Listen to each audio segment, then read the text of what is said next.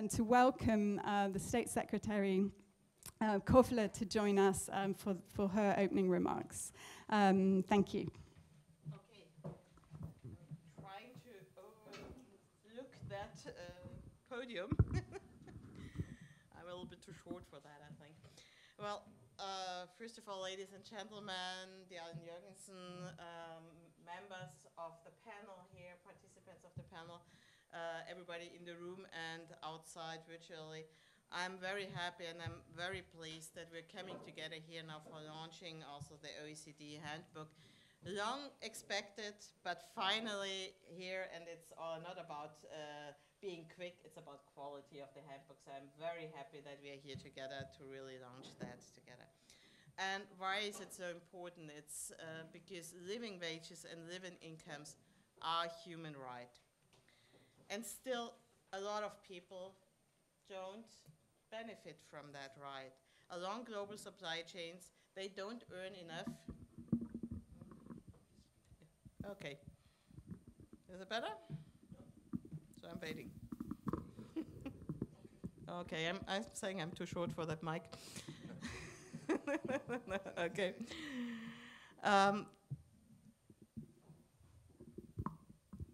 Okay. And why is it like that? People along the supply chains don't earn enough money to feed their families, have a decent life, invest in the future of their children, and at the end of the day, what are they producing? Our textiles, our cacao for the chocolate, for our chocolate, and many other products we use in everyday life. Ensuring that those people have a decent life and earn a decent life with the work they are doing is something which is unifying us here, I think. And my ministry, the BMZ, is very committed to support that work you are doing, that work we are doing together to the benefit of people. We know achieving those human rights of living wages, living incomes, is a precondition for achieving many other human rights.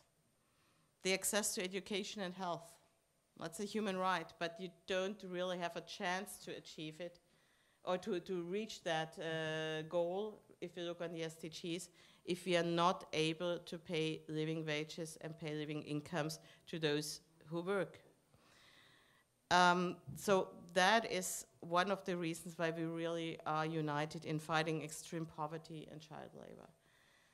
We are 1 month after the summit of the UN Global Assembly, the Summit of the Future, and it's a human right we're talking about, but it's also a promise the international community was giving itself and giving to all the people around the globe.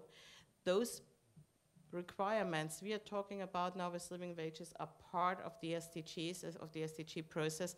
And if we really want to fulfill the promise we were giving, we have to work on those very practical topics at the end of the day.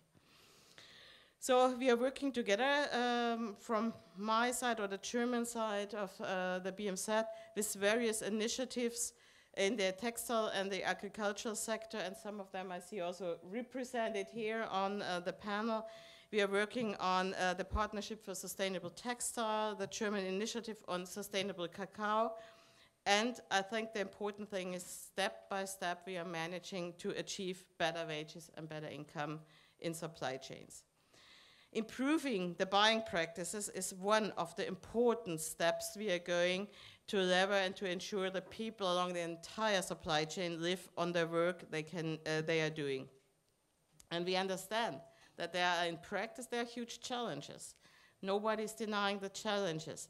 The networks of suppliers are often widely dispersed, and price competition is important or is a challenge for companies.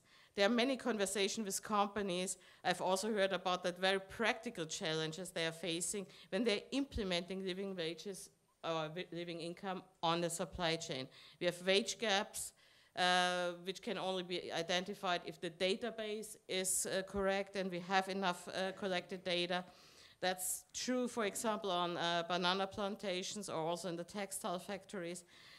Well, and it needs to be ensured that at the end of the day, the increase of the price is really to the benefit of the workers, and nobody in between is collecting the money which is paid then.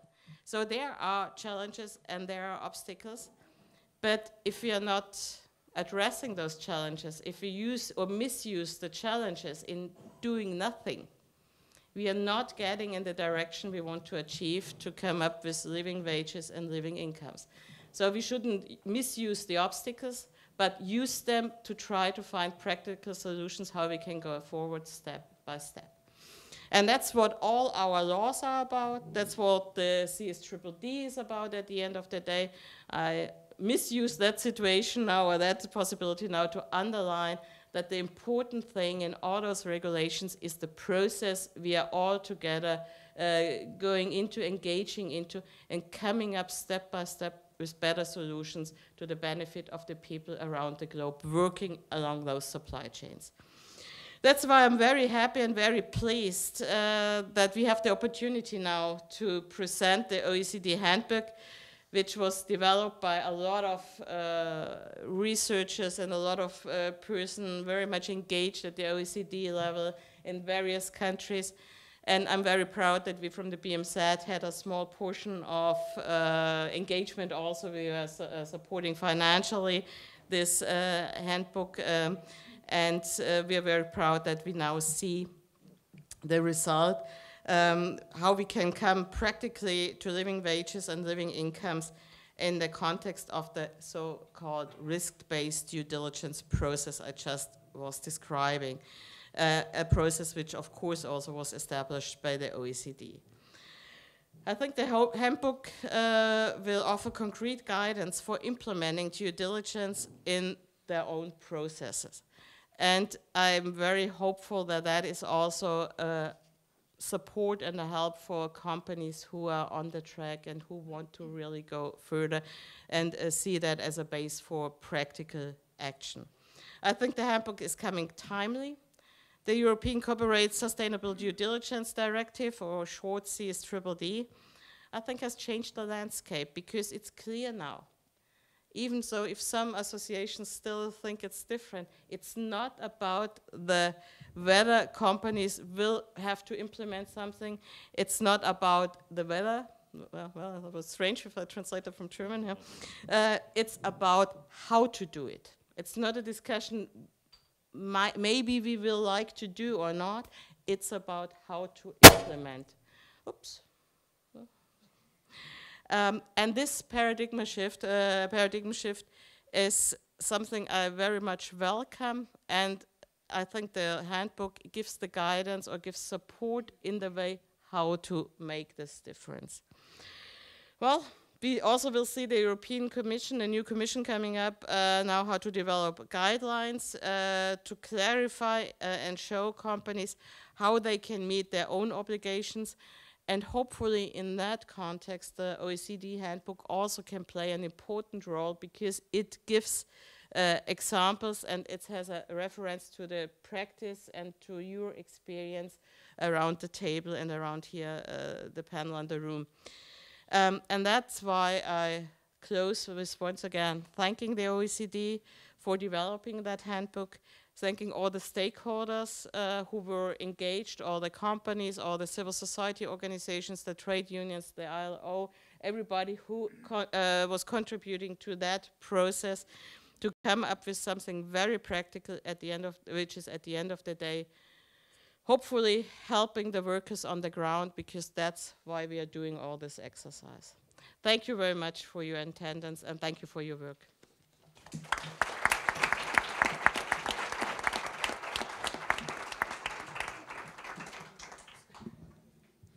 Thank you, Dr. Koffler, for setting the scene so excellently. In what I understand is that we are in a theater, and I would say I hope they have bigger stages than this one. So if I'm a little bit distracted, it's because I'm not trying not to fall off the stage. It might be experimental theater, maybe it's fitting. Exactly. No, thank you, Dr. Koffler. Thank you also for staying with us in our panel. We have a very full panel, as you can see, in a very small space. But I think that signals the fact that the stakeholders are very close together, and we need to work very closely together, at least for the next 1.5 hours or so. We're a little bit over time due to the transition from the previous event, but hopefully we can make up for that. For those of you who don't know me, I'm Allan Jorgensen, and I head the OECD Center for Responsible Business Conduct, and we're extremely thrilled, Dr. Koffler, to be able to launch this handbook together with you today. Your support has not just been in terms of resources, but also, I think, vision and leadership, and this is the guy I was hoping to see. He's taller than me, so So really, it's a great moment for us to be here with you to be able to do this. As you said also in your introductory remarks, insufficient incomes and wages is an issue that affects millions of workers, people globally, including workers' families as well. Just before we transition to our panel, just to provide a few OECD reflections on the issue and why this kind of work is important to us beyond the context of developments in the regulatory area that you refer to. Global supply chains are really an intrinsic part of the solution to the problem of livelihoods that we see in industries across the world, including the two sectors that we have represented here today. In the past 4 decades, the opening and the integration of global supply chains has really led to an unprecedented reduction in poverty rates globally, so really providing opportunity for literally tens, if not hundreds of millions of people. Developing countries have been able to claim an increasing share of global trade, which we know is intrinsically linked to productivity growth. So firms that are directly or indirectly linked to global supply chains, they do display higher productivity, and with that also better chances of actually paying decent incomes and also realizing other fundamental labor standards. It's also worth noting, I think, in the current context, that global trade and the opening of supply chains is not only paying off, has not only paid off for workers, but also for consumers through really lowering the cost of living for many. And I think this is a very important point in the moment where we have just come out of a high inflation, hopefully come out of a high inflation cycle. In the US, for example, it has been estimated that half of the real incomes of the American consumer depends on trade, depends on goods that are traded across borders. And for low-income groups, that share is even 2/3.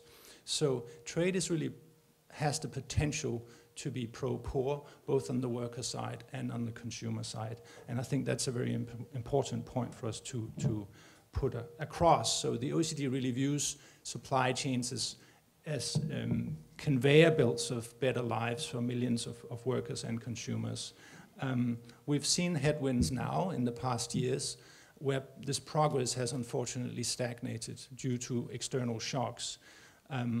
We're now on track with only 12% of the Sustainable Development Goals, the 17 goals, and there are 169 targets.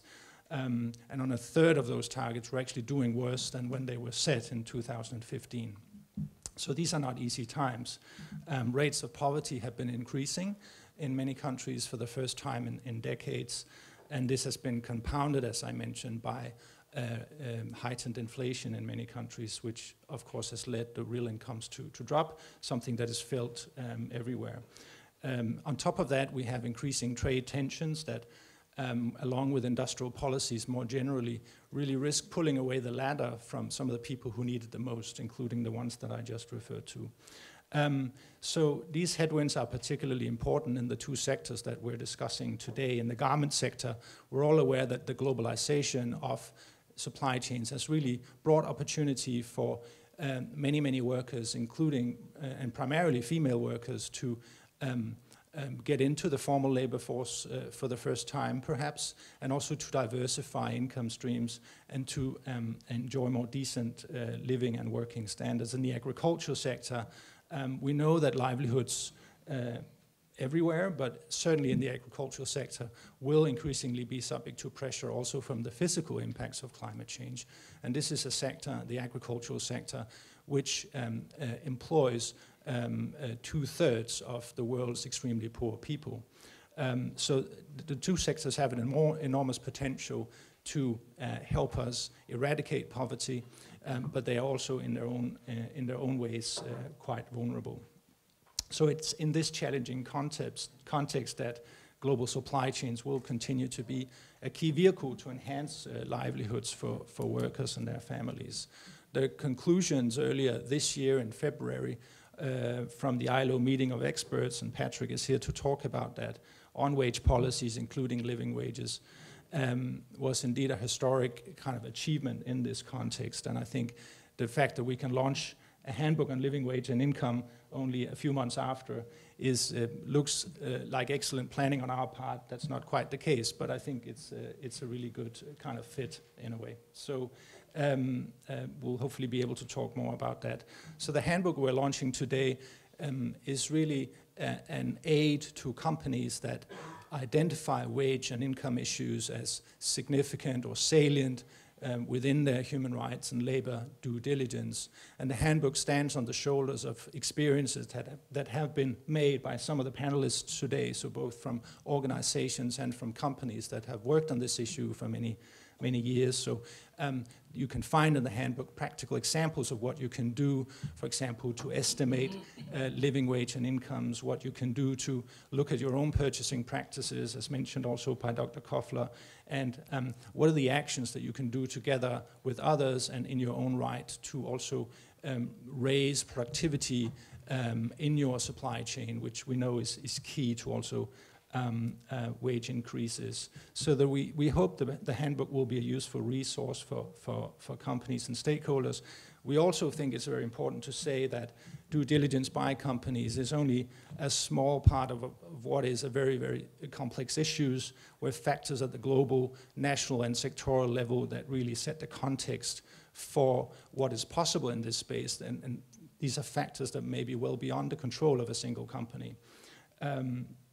And we think the handbook actually also illustrates well this complexity and will also help us think about what is needed by non-corporate actors, so governments primarily in building an enabling environment. And I hope we can kind of get onto that topic in our panel today.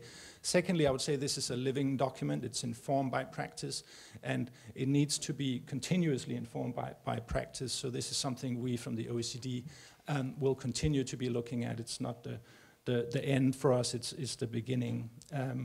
So again, I would like to warmly thank the German government for its support and leadership on this issue and responsible business conduct in general, and also the teams and the colleagues at BMZ and GIZ, and also for 2050 for their technical expertise in the project, and the many individuals and organizations who have contributed.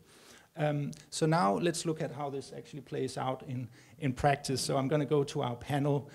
Here we will do, as Dorothy mentioned, 2 rounds with the panel, one looking at practical examples. This is a multi-stakeholder panel. It's also a cross-sectoral panel, so you will hear from both examples from the agricultural sector focusing on cocoa and coffee, but also from the garment area. So I think this is a very interesting kind of cross-sectoral discussion. And then we'll have a second round with the panel, also looking a little bit more at the policy issues. What are the key global challenges that they're facing, seeing in supply chains that really need a more collective action, but also need a helping hand from governments in various places. So I will introduce the panelists as I go through, and I'll start with you, Aldo Cristiano. You're the chair of the German Initiative on Sustainable Cocoa. So come at this from a commodity-specific perspective, and you promised me that you will talk about cocoa and collaboration. So I leave it to you for 4 to 5 minutes on that. Thank you. Thank you, Alan, and I will hold my promise. Delighted to be here, and also grateful to the organizers for having me here. And before I jump into some really practical example of what we are doing, let me just put two areas under your attention, which I think is important to understand well the mission and the work we do at the GISCO, at the German Initiative for Sustainable Cocoa. So for those who are not familiar, the GISCO has been founded more than 12 years ago with nearly 80 members from industry, retail, civil society, certifiers, but also government, and covers, so to say, the whole entire, nearly the whole entire German cocoa and chocolate sector. GISCO, as a multi-stakeholder initiative, is to be seen as a platform and a space for different actors, and the actors are just named, in the value chain, in order to interact and to negotiate sustainability topics. And due to this collaboration at GISCO level, we see ourselves as a driver for transformation for almost the entire sector and within the entire sector. Now, the force of such a multi-stakeholder initiative is that by the way of dialogue and negotiation, we can set the agenda and drive the whole sector. That's the purpose of GISCO, and in order to do so, we have adopted 12 sustainability goals. And believe me, these 12 sustainability goals are ambitious. They have been developed over time, over the past 12 time. Went from pretty easy to reach objectives to ambitious objectives, and one of them is living income. So we have included living income and we put it as our first goal. I will touch base with some example on living income, but also on human rights, which is our goal number 8. Now, setting goals is one. Annually monitoring the implementation of these goals is the next step, and this is very important to make progress visible and also to create transparency of areas of improvement, right? Now, if you look GISCO within the European scene, we can say that today we are the only cocoa-related initiative in Europe which also asks the members to publish own roadmaps and individual commitments regarding sustainability challenges, and to publicly report on progress towards reaching these commitments. So that is something which is unique here in Germany, and it allows also our members, obviously, to deepen the understanding for the individual responsibilities and to contribute to reach the joint goals that we have. Last point, and then I come to a second point, and then I come to 8 examples. That's the beauty if you are the first speaker. No, listen, we have ourselves ambitious targets, as I said, and one of them is that at least 90% of the households whose main occupation is cocoa cultivation and supply members of the German initiative with cocoa should earn a living income by 2030. Okay, so you see there are bold commitments and goals. A second area which I just based on is the European scene, and obviously Germany is a big country, an important country, but nevertheless it's only a smaller part of the global cocoa supply chain. Here in Germany we have around about 8 to 9% of the global supply chain which we use in our products, and obviously it is important therefore to work and collaborate beyond the borders and to increase leverage. So that's another key element of the German initiative which we can be very proud, and that's why we have closely collaboration with the other 4 European platforms for sustainable cocoa: France, Switzerland, the Dutch, the Belgians, and we call them the ISCOs. Why? Because we have the GISCOs, the DISCOs, the FRISCOs, the Swisscos, and so on, and we call them the ISCO Alliance. And there we have not only a joint monitoring system, but also in terms of learning and exchanging, and as well as strategy building.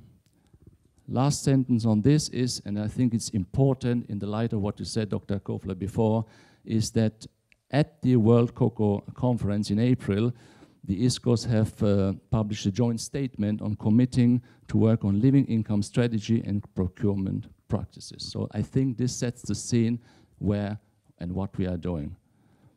on 2 practical examples. Give me another 1 minute. One practical example. One example only, okay. I start with living income and not on with human rights. So the living income, where the commitment of the members is to enable farmers in their supply chain. And I want to stress the word enable farmers in the supply chain to earn a living income is something that we have, as I said, put into goal 1. And it is important to understand that the living income topic is highly relevant because the majority of cocoa farmers are smallholder farmers. That's why I used, since my start, the word living income and not living wages. I leave it then maybe to the other panelists. But I think it's something which is important. And the smart mix, obviously, in that context, to have strategies on sustainable purchasing practices, diversification, but also an enabling environment, which is something that is important to act accordingly and to achieve progress. Thank you, Aldo. And you did use your prerogative there as the first speaker, but we'll make up for it in the second round.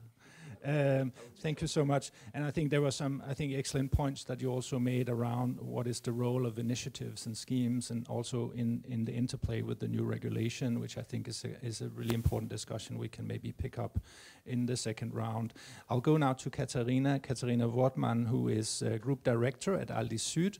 And Katharina, you promised to speak a little bit how you are implementing this in Aldi Süd, and maybe also with some commodity-specific examples. So over to you. And when I stand up, it means you have 30 seconds left. Wow, okay, this is tough.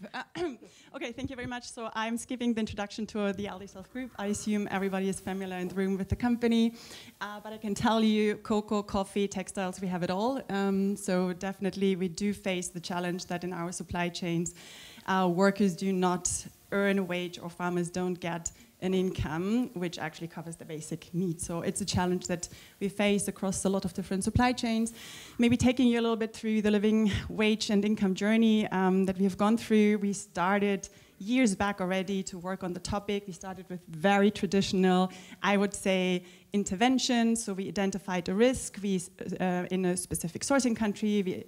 We allocated a specific product, commodity group to it, and then we went into the sourcing market to farms, factories, built up really nice programs, and they have their validity, they have their value, we still have them to empower workers, empower women, to work on wage management systems in factories and farms.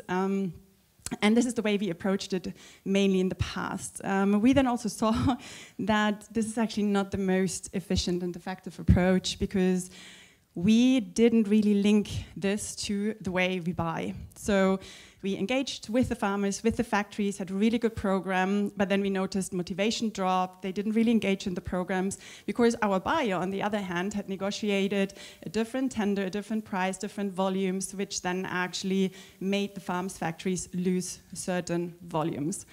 And this is where we actually noticed, so maybe we need to take a step back and start really in our house and control the controllables, which are the way we buy. So the way we did it when we embarked on the banana journey is that we sat down with our buying team, and we were really lucky because our buying team is great. They are super motivated. They really have an intrinsic motivation to drive the topic forward.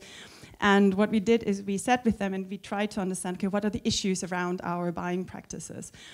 We identified some levers that we need to pull, but what we then did is we engaged broadly with our supplier base, just to also right from the beginning actually create the ownership, but also not to impose anything on our suppliers, but also to actually make sure that their proposals are taken into account. We created a joint vision, a joint objective, which we then embarked upon.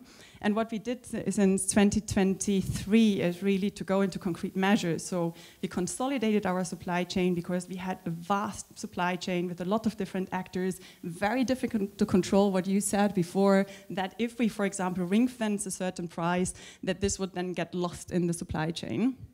So really trying to control the supply chain much better. And then what we did, and what is really complex, is we try to understand what are actually the costs related to the banana production, so the cost of the fruit, but then also transportation, packaging. And then we sat down with the suppliers through an open book approach, and then we said, okay, which costs do we actually need to ring fence? So what can we negotiate on? What can't we negotiate on? And this is really crucial to understand. It's a journey, because at the beginning, trust might not be there as we expected, but then I would say supply chain actors actually open up, and you get to really how the costs look like, and then you can have a good mechanism in place to actually make sure that the way you buy through price mechanisms do not actually contribute to human rights violations, or specifically to a gap in living income and living wage. Okay, I have 30 seconds. Lastly, what's equally important when it comes to responsible purchasing practices, and also then working towards a living income and wage, is really the whole topic of long-term commitment, giving your suppliers the stability and the security to work actually, that they know that they work with us over the next few years, so that they are willing to invest, and that they can actually then also live up to the commitments that we've been giving them, because they need to actually run this through the supply chain. And with this, I'm handing back over to Alan. Thank you very much, Katharina. Thank you very much. I'm glad that my little physical signals are working. And you talk about the banana journey, and I think you outlined very well how you go from the internal conversation, the alignment, and the supply chain conversations that flow from that on the commercial terms. And this is something that is outlined and described in the handbook, but obviously one thing is writing it down, another thing is actually hearing you talking about doing it in practice. I think it's very pertinent when we talk about sort of the supply chain conversation and buying practices to go to you, Angelique Karekesi. We're very happy to have you with us. You are the CEO of, I'll try not to ruin this, Rashosco, which is a coffee company, a farmer-owned one in Rwanda. And you've done a lot of work, obviously looking at incomes and trying to boost both incomes for the company, but also for, of course, the workers. So we're very happy to have you, please. Thank you, Aaron. First of all, I'm so happy to be part of this panel, and thank you for the invitation. I have also to thank really BMZ and JZ because of the contribution in our business life. It's remarkable in our heart, because we have been really supported by you. Even last year, the minister, when she visited us in our premises in Kigali, it has been like a real encouragement of our farmers, because she met our women farmers. So coming back to the topic, as a company owned by coffee farmers, I have to confirm that additional and sustainable market with less price fluctuations is like a source of improvement of income for farmers. Why? Because the company has been created in 2005, created by coffee farmers, and started to export green coffee to different markets. But in around 2017, 2018, we started to change a little bit how we are marketing and selling our coffee, using women as members of our cooperatives. So we started to process separately the production from them, and marketing and selling it as a unique product on the market. It has been like impactful on our business, because I have to communicate that since that time up to now, we managed to sell like around 36 containers of women coffee. When I say container is 18 tons. So among those containers, 10 are roasted coffee. So that additional market or new style of selling our coffee has really impacting the income of our farmers. First of all, I have to communicate that also at the time we are selling roasted coffee here on a German market, we are giving back some coins directly to farmers so that they can use it in other small projects which can generate to them an income. So our farmers, they are paid at the time they are supplying cherries to the cooperative. They're also receiving other payment at the time the cooperative is done to sell the green coffee. So we are calling it the second payment from the profits made by the cooperative.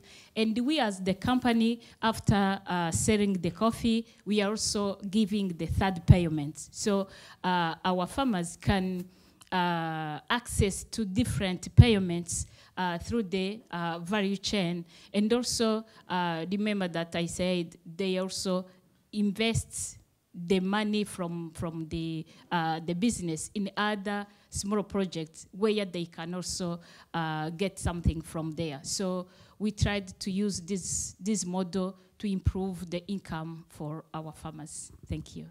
Brilliant, thanks, Angelique. We'll come back to also how you see the challenges in that also going forward. I think it's very impactful to hear how the sort of differentiation that you're doing on the commercial side with your product is then trickling down and the virtuous cycle between those two. So our next speaker in the panel, thank you, Angelique, is Julia Tim, who's joining us virtually from cyberspace somewhere. I hope Julia will emerge on our screens. I hope you can hear us, Julia. Julia Tim is Senior Manager of Sustainability. Yes, I can. That's I can great. hear you. You're Senior Manager for Sustainability and Human Rights at Chibo, and so we're shifting the focus. Oh, there you are at the other end of the room from where I stand. Hi, Julia. So we're shifting focus now from the agricultural commodities to garment, and where you have experience in kind of supporting the wage setting process. So over to you, Julia, and if you can see me, I will stand up when you have 30 seconds left. Thank you. Yeah, thank you very much for the introduction, and thank you very much for inviting me to this panel and making it possible that I can actually join digital. Yes, the idea was to actually come to Berlin because that's where I'm personally based. But this week we actually have very important meetings in Cambodia on from action, collaboration, and transformation. And that is what I actually also want to talk about today. It is mentioned as an example in the handbook. And yes, coffee, Chibo, you could also associate with coffee and the agriculture supply chain. But my field of expertise and my experience is actually with garments. So we're going to move over to that. And I do think there are differences in the approach between implementing a living income for particularly smallholder farmers and aiming for the payment of living wages for garment workers. However, there are some parallels. Also listening to the previous speakers, it is for Chibo, we've tried to, or we've also started working on the issue of increasing wages long ago. And for us, it also became very clear that we need an enabling environment, and that we are not the only actor in this sphere. And since I've started, I've always also come across the mistrust, or as I heard the Cambodian stakeholders say today, in the area of increasing wages, we want to be the champion, but we also have to make sure that we are not the victim of our own success. Because the garment industry is competitive and it is flexible. So for everyone, it is also about creating the stability that we heard. And yes, for this, purchasing practices are really important. So the idea of action, collaboration, and transformation is that we are, as buyers, support. It's an agreement between garment brands, big ones, also H&M and PVH, and another big group that has an agreement with Industrial Global Union, because the idea is that we support collective bargaining that takes place nationally by providing also our piece of the environment, enabling environment. And so we have commitments on purchasing practices, and we work together on strengthening freedom of association so that mature industrial relations can be strengthened, or in most of our production countries, we can support setting them up. And so at the moment, I'm in Cambodia because, yes, it's been a long process of building trust. But the national actors, both on employer side as well as on union side, have entered into their own national collective bargaining process, but have said, we need you and we need you firm at our side. And so within ACT, we have been at the table with these actors very intensively for the last 2 years. And out of this, members, including Chibo, we have signed a legally binding agreement. It is an individual agreement, so I can now really just talk about what Chibo has signed, but it is an agreement where through the collective bargaining, step by step, as the national actors decide, wages and working conditions overall will be increased. And we as Chibo then have given a commitment to stay in the country compared to our overall sourcing, to pay our share when it comes to the labor costs.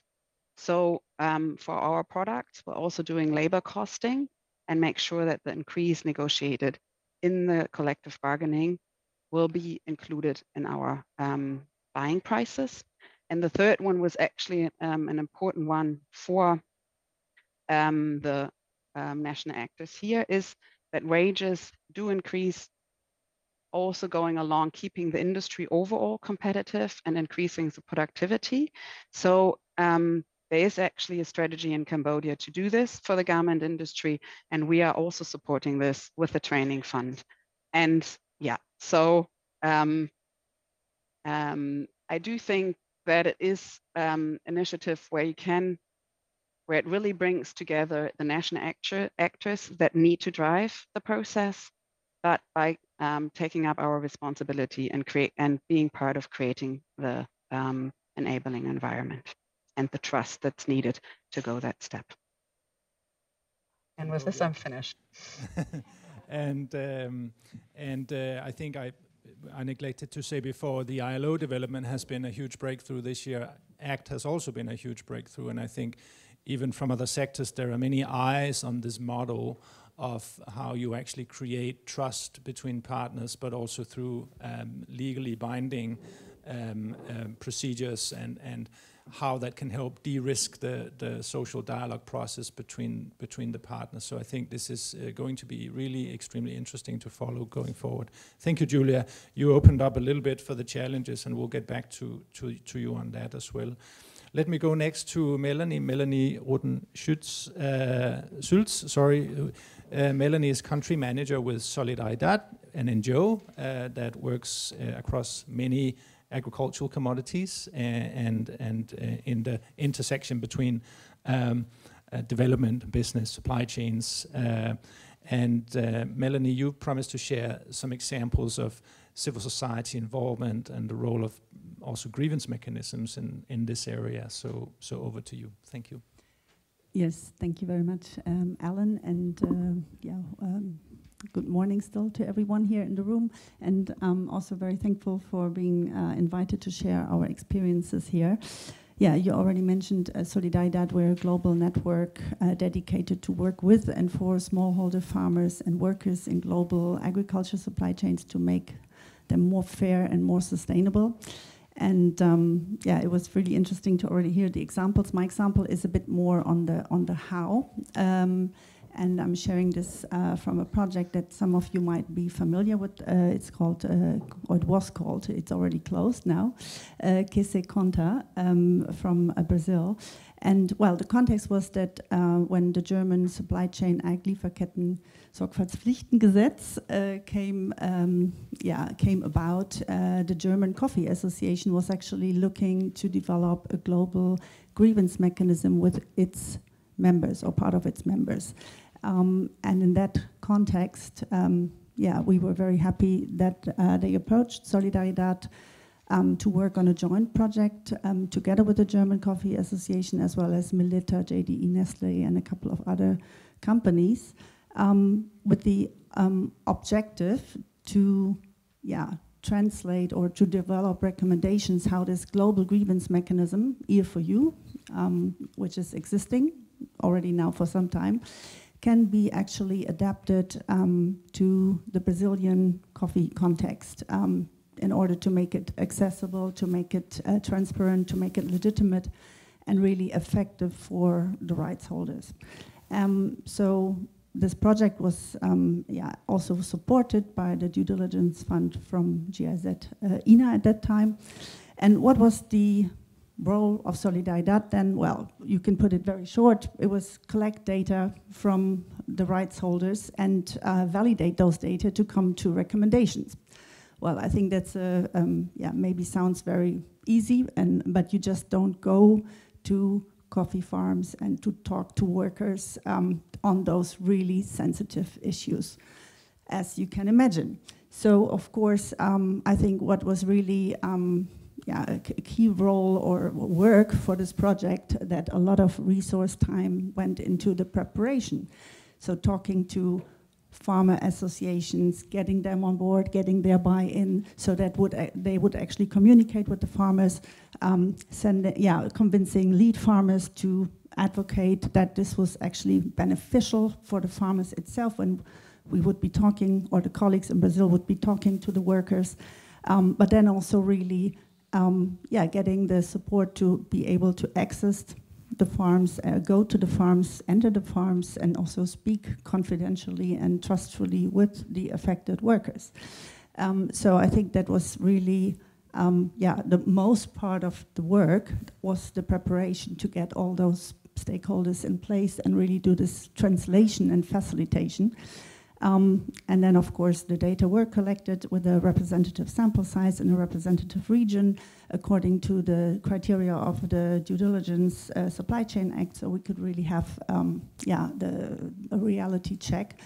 Later on, then also the follow-up, of course, we wanted to validate it. That again required collaboration, but with different stakeholders, more at a national level to bring experts together. Yeah, so that was, I think, a really important part of this process. What were the findings? Informality is a key issue. And of course, well, we could have known that before. I think there's a lot of things available, but what does it mean in practice? Also, informality and vulnerable workers is a key risk in supply chains, and we need to ensure for really solutions that we can have their voices heard and included so that their needs are addressed. And I think that was really an important role for having this neutral, trusted facilitator to make this connection between the business concepts and requirements, legal requirements, to the local realities. And now, actually, I'm very happy also there's a collaboration now with the German Coffee Association and the Brazilian Coffee Association to take this forward in a direct partnership. Thank you, Melanie. And yeah, thanks for reminding us also that obviously we need to constantly keep meaningful stakeholder engagement and that principle in the picture here. And it's more complicated than just showing up and asking what you think. And I think that sort of mediation role that solidaridad and others can play is very important for companies. This is not necessarily their key strength, and so I think it's very valuable to have that ecosystem that you have built and represent. Thank you, Melanie. So I have the pleasure now of going back to Dr. Koffler, to you, and for great, thank you. And you've recently come out of the very successful Hamburg Sustainability Conference, so congratulations on that. And I know you have also many examples to bring in this particular area of BMZ support to the types of initiatives and processes. So I'll just leave you a moment to talk about that before we transition to the second round of the panel. The floor is yours. Well, thank you very much. And I'm also very pleased to hear, for example, from Cambodia that really with the ACT Alliance, there's a lot of progress which can be achieved. I'm going to Cambodia in 10 days, so I'm very hopefully seeing some of the progress on the ground then. And I also really welcome what Angelique was saying. The female workers in her company, they are representing a strength which is incredible. We have the portraits of these female workers in our ministry, which are inspiring us every day, so we know what we are working for. So that is really, really very helpful. Well, I think as a ministry, we have a little bit of different role, and I cannot be with all those examples, adding some very practical examples, because what is our role, I think, is a little bit different. Politics always has two things to do. They have to set the legal framework. So we have to set the base, that you have common conditions and a level playing field, as we're always saying, in various companies and various regions. And there's no run to the bottom taking place, but you're really working and being competitive with good standards. So that's something totally different. And setting the space for that is the one thing we have to do. And the second thing is we have to collaborate on implementation. Because if we only think about lawmaking and not of implementing the law, it's only half of the way we are really going. And for the implementation, all those stakeholders we heard here, from producers in the countries to buyers, retailers, to civil society, to trade unions, we have to work and collaborate on practical ideas how to implement. And that's what we are doing. That's what we are doing, and I'm very happy that a lot of our partners are sitting here on the table. We are very much engaged in multi-stakeholder initiatives because they are important. And I think it was clear after all those remarks here how important they are. They're coming up with practical solutions. And giving us an idea what could be done with our partner countries, because that's the next thing we have to do, working with our partner countries, making understood that it's not something we want to hinder our partner countries, but we want to support in raising standards, raising economical possibilities, being able to sell products on the global market because the standards are okay, and making sure that the population, the workers, the farmers are benefiting from that. So it's a complex process, also a complex political process we are working in. What we are doing also is supporting, for example, the help desk for business and human rights. That's, I think, a great support here in Germany for companies who have questions. And surely it's a new legislation with a paradigm shift. Of course, companies have questions. It's normal to support them, but also to support stakeholders who have questions, because, as we heard, also the mechanism on complaints and how to complain and how to really deal then with eventually bad things that might have happened. Those things we have to work on very closely, and we are supporting that. We want to do that further on a European level, because I'm totally agreeing with what was said.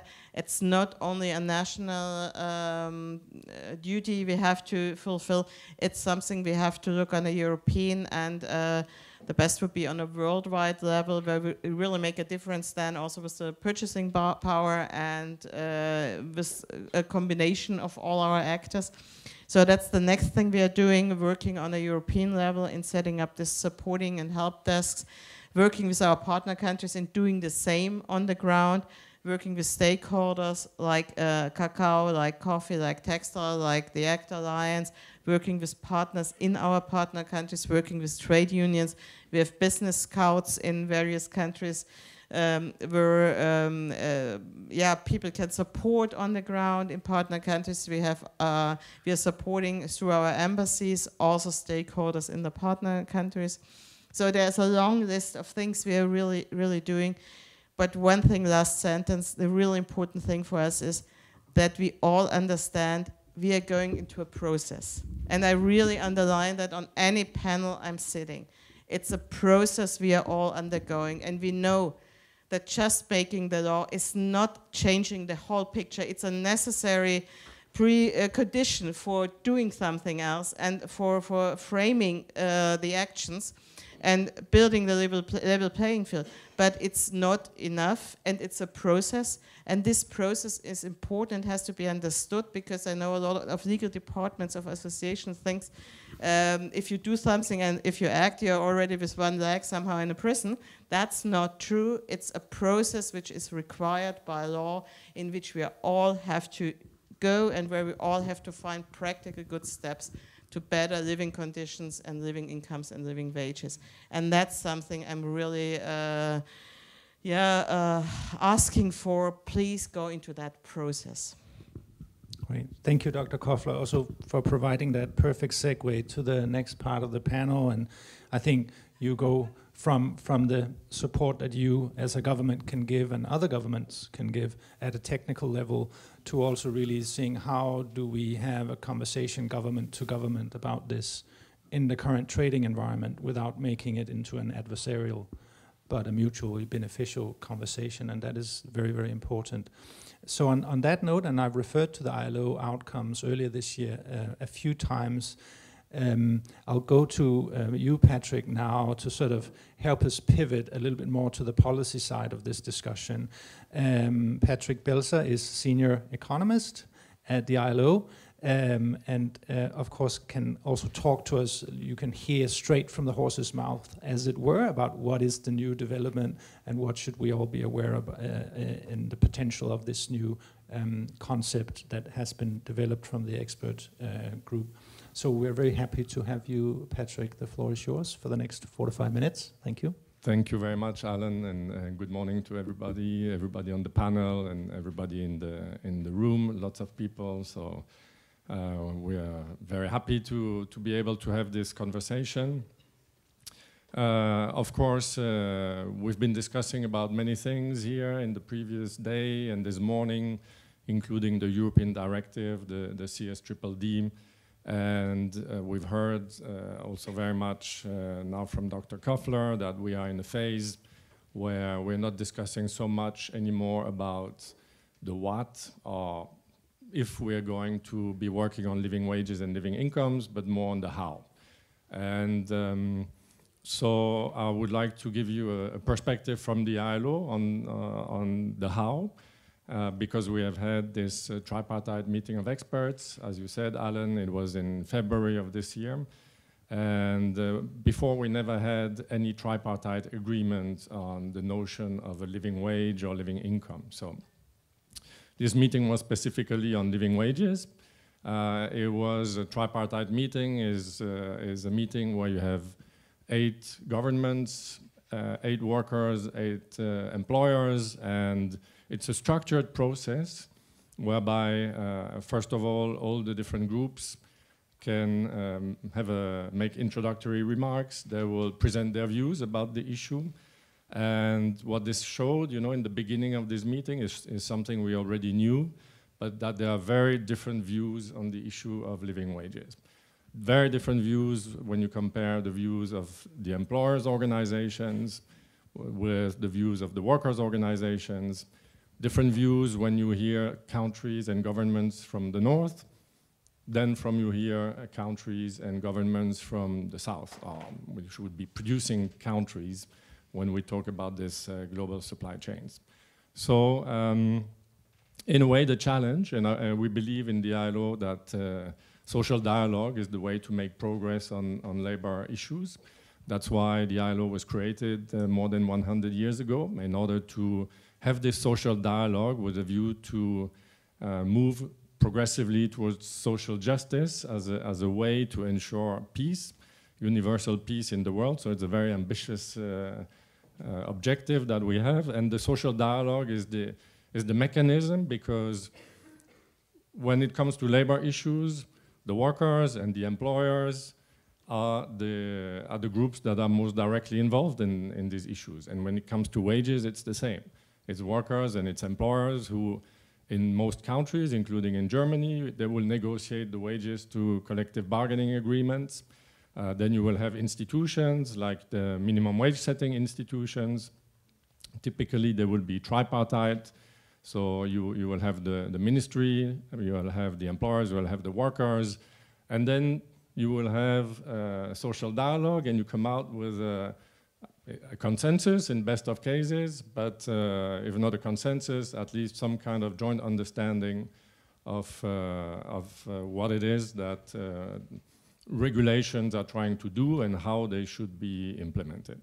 So we think that this tripartite meeting of experts was a success, because in the end we came out with conclusions which shows that it is actually possible to find a way to work on these issues of wage policies, including living wages, in a way that is agreeable to governments from across the world and for employers and workers' organizations. So those conclusions, and I strongly encourage you to have a look at them, and I will certainly will circulate them. They focus on, or they provide guidance on two specific living wage related issues. The first one is on the way to produce living wage estimates.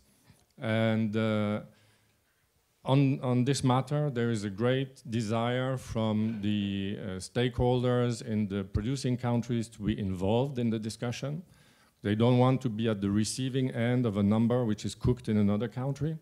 So they want to have something to say about what is a living wage in their country, and that is something that was said very repeatedly and very loudly, and I think which is a very legitimate concern. So this, so in the conclusions, you will find an agreement that social partners should be consulted from the start, and that this is a way to ensure national ownership of the estimates. The estimates should also be done in a transparent way with quality control. Sometimes we don't know how those estimates are fabricated, so they want to know. I think it's perfectly legitimate as well. And ideally, those numbers should also be publicly available, because if you want to have a social dialogue around a number, is that number a good number? Do we all agree that this is a good number? Well, it has to be publicly available. You cannot have a system where a company buys a number and asks their suppliers to comply with a number that they don't know where it comes from. So it was also very important to consider the national context and local realities when doing such exercising. Then I see I have 30 seconds left, but the most important part of the agreement is perhaps the operationalization of the living wage, a difficult word as well. And here we have a call for considering both the needs of workers and their family and economic factors. So we're talking about, very often we're talking about prices, for example, or levels of productivity. From many producers in producing countries, we receive calls saying, you know, we are being told to pay living wages, but where are the living prices? So it's the economic factors is what enable those producers to actually pay living wages. There's also a need to strengthen the existing social dialogue institutions and the collective bargaining where it exists, and especially not to replace those with a, sort of a parallel wage setting mechanism. Finally, yes, to anchor the living wage discussions to the national debate on wages, and also, very importantly, to address the root causes of low pay, because, as you said before, there is a world beyond the supply chain, and reducing informality, increasing productivity, looking at the distribution and value chains should all be part of an inclusive solutions when going forward.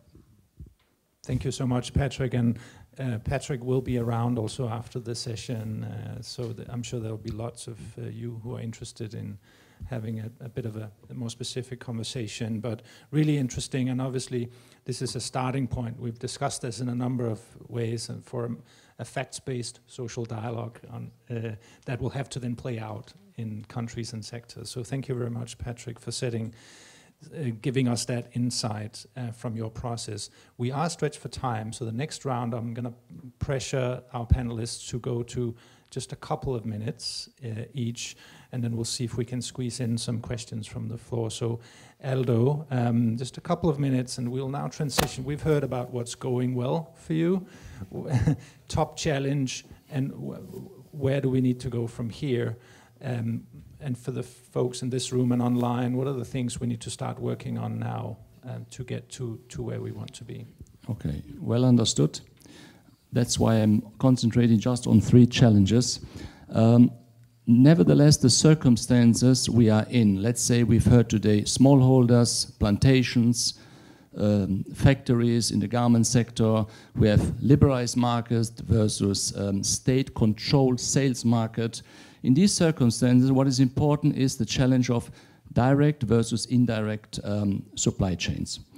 We've heard a nice example from Katharina today, where in the banana sector, suddenly planned, a dedicated supply chain is something that was very helpful to bring in the wider conversation. So the procurement practices which were more on a, call it, opportunistic market price, let's say, approach, suddenly widen up.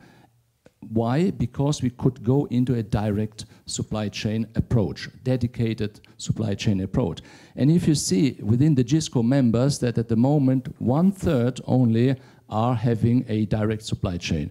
The other 2/3 are having an indirect supply chain. That's also the reason why is not only the different marketing system, is also because there's a very long depth within the cocoa supply chain, from the beans to the semi-finished goods and so on. But nevertheless, having and investing in traceability, having a direct, let's say, link to the starting point is crucial for really making the turnaround and the transition into a living income, living wages, or let's say a better thriving situation for the cocoa supply chain. So that's number 1 as a challenge. Number 2, I call it the gender inequality. Imagine that in Côte d'Ivoire only, for example, nearly 70% of the workforce in cocoa plantations or in smallholding plantations are done by women, but only 20% of the income, of the cocoa production income they earn. So gender inequality is a huge area of challenge and we need to improve it. And the third one is, if you have millions, or in Côte d'Ivoire, hundreds of thousands of smallholders, you have by nature diverse household types.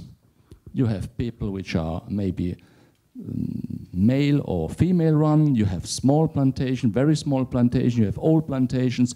So you can't have a one size fits all. You need to invest in the supply chain in order to understand, to evaluate, and to find, let's call it, tailor-made is a bit very ambitious, but something which goes to reflect the actual situation and then find strategies in order to improve. Thank you, Aldo. Perfect. So there are different kinds of supply chain structures, indirect, the visibility. You mentioned traceability can be an important part of due diligence in that regard. The gender pay gap in this sector, many other sectors, very relevant. And then the tailorization, the customization to context. Thank you. Katharina, 2 minutes from you, and you described very well the LD Sud journey, so the top challenges and maybe also call-outs for what others need to do. Yeah, thank you very much. So I think one of the challenge for us is really how do we put this still a very theoretical concept of living wage and living income really into practice. And I think, honestly, we haven't really found the solution yet, and it was already said. Sometimes I feel we have the dish very nicely defined. We know the ingredients. We don't really know how they all fit together. And I think this is now something that we really need to do, because I think this is something that we also recognize as a company. We can't drive this change alone. I mean, also, yes, in banana, we do have an influence, I would say. But if you look then, if you go to a country level, a sourcing country level, and then a farm level, we make sometimes up 10% of the volumes from a farm. Even if we ring fence then certain costs so that actually there is a cost price increase, what does it mean then for the specific workers? You can't just say, oh, we translate it for the 10% of the workers that are on the farm, right? So that doesn't work. So we're working with in-kind solutions, vouchers, schooling, like schooling fees being paid, because we can't really mess with the salary structure of a country that disrupts the country. And I think this is why it was so important what you also said, is really bringing the national stakeholders on board, going into a tripartite dialogue, making sure that everybody actually buys into the concept, and then to really elevate the whole country. And what we can do as a company, we can commit to then actually say, yeah, we commit to then bear the price increase, and then not change the sourcing country, because this would then have a negative impact, for example. But what we can really see is we can't just do it alone. Everything that was said needs to be combined, and we need to just innovate and try, and also admit errors once in a while and learn from them. Important that there is space for that, and let's remember, due diligence is not about perfection, but improvement. So if you can't talk about what's not working, then it becomes very challenging. And I think you also set out really well that the answer here is not disengaging, because obviously that will have detrimental impacts on salaries. So I think finding that balanced approach is very important, and making sure that the playing field gets more and more leveled for these practices over time. So I'll go to Angelique next for, how do you, from your perspective, see the top challenges for your workers and your co-owners as well? Thank you. Among different and many challenges, I have maybe to mention two of them. The first one is the high cost of production. In the coffee business or in the coffee value chain, many of materials or ingredients that we are using from production or farm level to export level, we are importing them. And because of high inflation, we have also high prices. For example, in production, we have to include or to apply fertilizers or pesticide. So we have to import them, and so far they are so expensive and somehow not available, because many of them we were sourcing them in Ukraine, and for now, it's not the case. And also the machines that we are using in processing activities, we are importing them. Also the packaging material, which is very expensive. So that one makes our product somehow expensive, and it's a barrier on good income for improving the income of our farmers, and also it's a barrier for the market expansion. So to compete with other coffees on the market, to expand where to sell the coffee, it's somehow complicated for us. The other one that I have to mention is climate change. This is like a very aggressive challenge that we are facing for now, because it is impacting the quality and the quantity of the coffee. So we are working with different stakeholders, including our government through different institutions, to mitigate and adapt where it works. those kind of impacts, but also it requires like a level of collaboration and thinking and using what is available on our context to fight with this challenge, which is really affecting our production in the quantity and in the quality. Thank you. Thanks, Angelique, and that's really, really, I think, important point. And you outline how, of course, your cost picture is very dynamic, and you've mentioned Ukraine and climate change, and companies, of course, everywhere are thinking about transition plans and transition risks. And therefore, also, we need to factor in what does climate change and the physical impacts do to your commodity prices, and therefore your ability to secure living incomes. So, just conscious of time, if I can go to Melanie next, just for a short couple of minutes on key challenges. Yes, thanks, Alan. Well, I think my fellow panelists have already mentioned a number of the challenges, so I just want to maybe reiterate that. I mean, yeah, living wages, living income is a precondition for sustainability, and yeah, and we need more sustainable practices.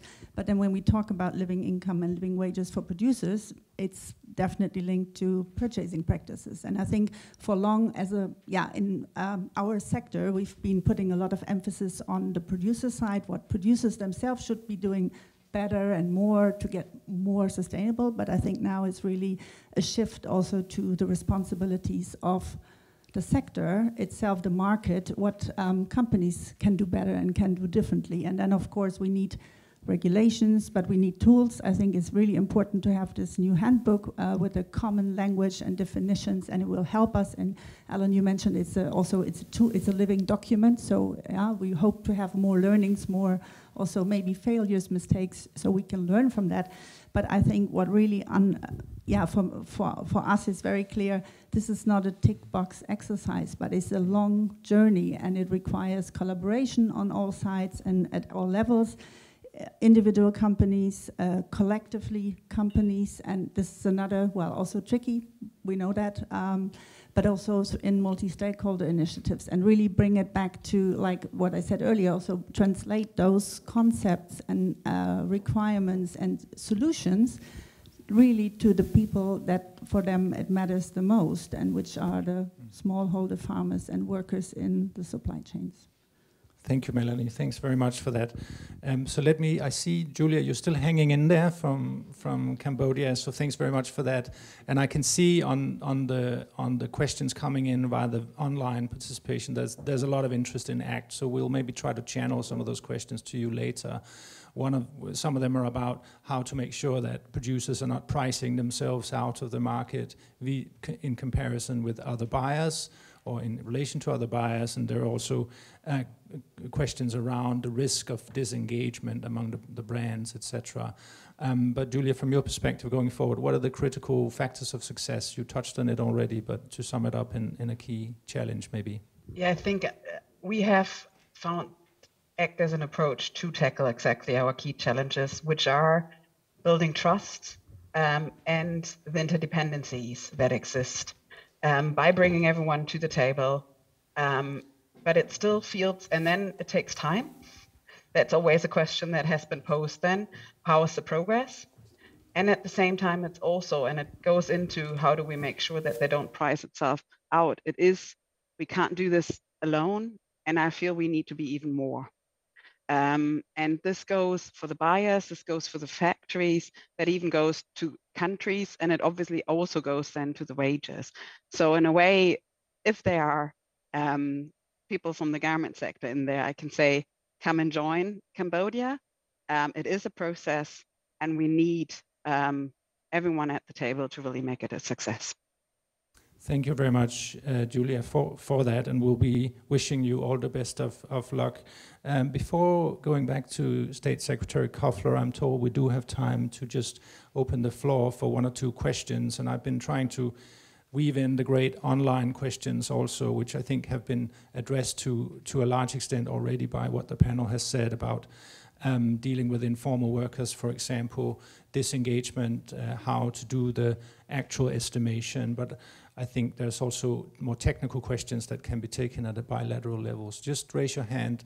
There's room for maybe 2 questions, so be quick if you want to have a word. And the gentleman here in the front, and then there's a lady in the back.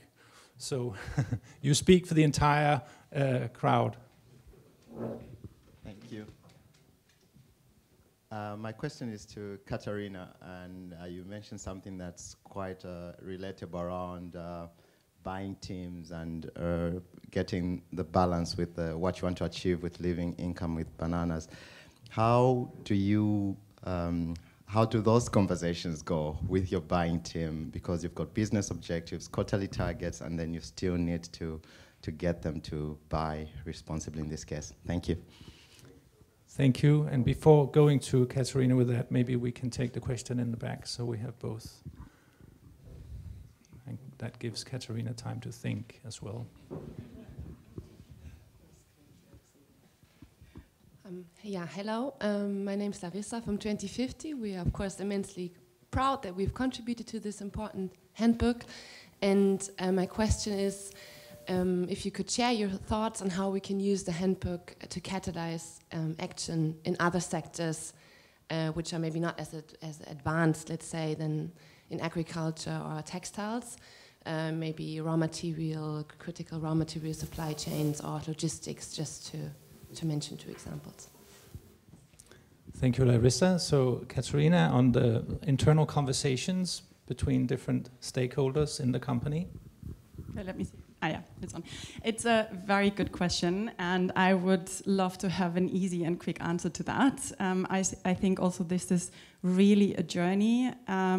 What has helped for us is really engaging the buyers, going out with them, bringing them to the sourcing countries, engaging them in the discussions with the farmers, the workers, so that they actually understand that a decision that they take in Salzburg between 2 meetings can actually have an impact far, far away, and that they then really think about themselves, like that they can take the initiative and think about, okay, how can I change it? Because honestly speaking, nobody wants to take decisions that have a negative impact. If you really open up this discussion, nobody wants it, and I think it's really just making the time, creating the understanding, and really finding also the tools and processes that can help, because unfortunately, what we've done in banana, you can't translate it to textiles, and you can't translate what you've done in textile immediately to cocoa, because supply chains are so differently. So it's really engaging each and individual buyer, taking them on the journey. The discussions are tough sometimes, yes, I have to admit this, but we have seen really good change on that. Thank you, and I think a good note to end on also for the many unsung heroes inside companies that are having these conversations, and that's often overlooked. I want to invite Patrick in for a very brief reflection from the ILO side, and then we go back to you, Dr. Koffler. Yes, one reflection, maybe not directly linked to these 2 questions, but one observation, I would say, is the enormous need for capacity building that exists around this issue of living wages, living incomes, purchasing practices, which are sometimes poorly understood, and there is very little awareness also in some places about the fact that we now have in Europe the CSDDD coming, and this will have implications for those countries and for the institutions that work on wages or incomes in those countries. And so, yes, one remark I think I wanted to make here is on the importance of getting to a joint understanding, sharing knowledge, information, and developing training materials, building capacity so that we can all engage in a discussion on a level playing field basis. Excellent, thank you. Thank you, Patrick. And to pick up also on the question, of course, the expectation to work on this and the ILO concept is cross-sectoral.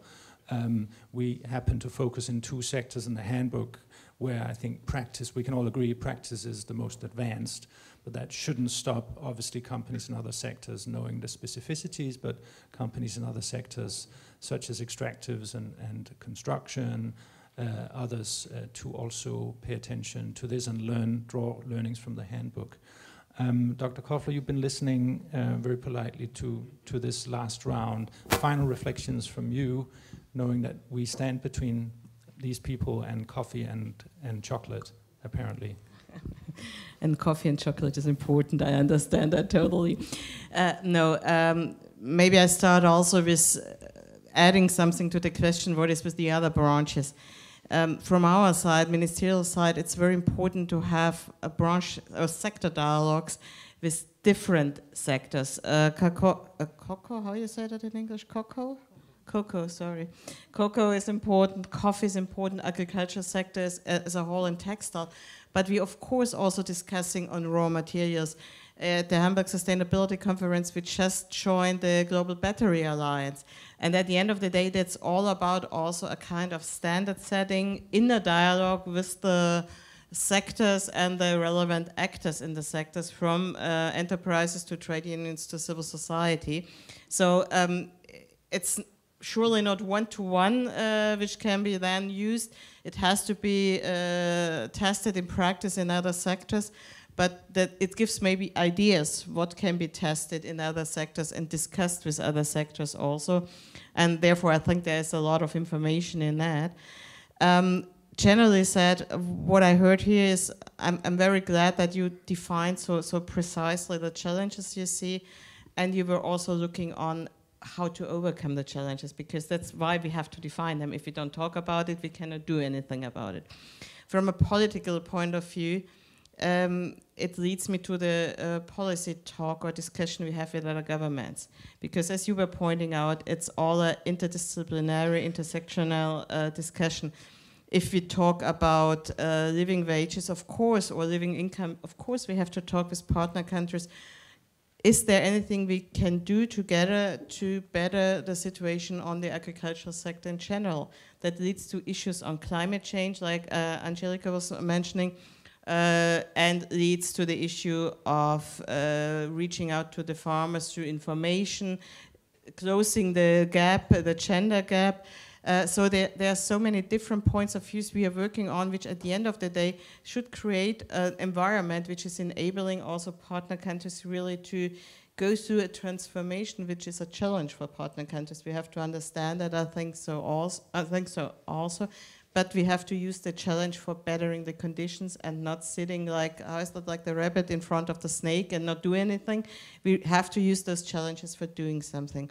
And it has also to do with a lot of things Angelica was mentioning about, at the end of the day, productivity, how to raise productivity in our partner countries, starts in our conversation with the issue on, for example, reaching out for electricity. If I know how many people on that planet doesn't have access to electricity, how to raise productivity without that, and how to do that in a framework which is actually then not contributing to climate change, is a challenge of countries, and I think that's a global challenge we have to address as a global community in our discussion. And to very practical things you were also raising, and about interest rates. That's the whole debate we have on access to finance for a lot of countries in the global south, which makes it more likely that they can produce productively and efficiently things if they have access to finance. This was one of the big topics at the Hamburg Sustainability Conference.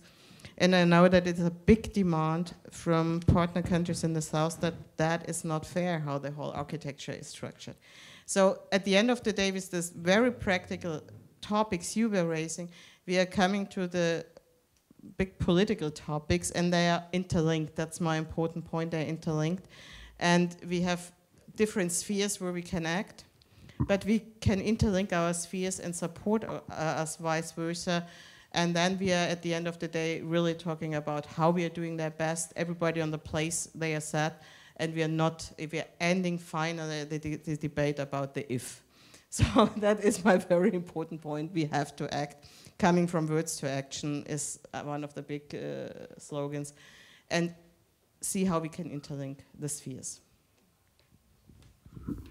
Thank you very much, Dr. Koffler. It's a privilege to have a closing panelist who does the summary for the moderator. So I will spare you of doing that again. That was really, really excellent. So let me just maybe conclude by thanking again German government and everyone who has supported the development of this handbook, which I think our conversation here shows is very timely, given that there seem to be, despite all the headwinds that businesses are facing, economies and countries and workers are facing, there are actually some key building blocks that are now starting to materialize. And I'm glad that we have emphasized several times that we're probably at step 2 of 100. So this is going to be an imperfect conversation, and for companies that are just getting into this, I think there has been an important signal here that it's not expected that you are going from 0 to 100 overnight, because that's not necessarily what this is about. So with that, I think before we break, but before that, just let me say there's a just about 30-minute break, 25-minute break coming up where you can have, as I said, coffee and cocoa. But before we go there, thank you for listening to those online as well, and give a big a round of applause to the panel, and congratulations for not falling off the stage. I think that was also part of it.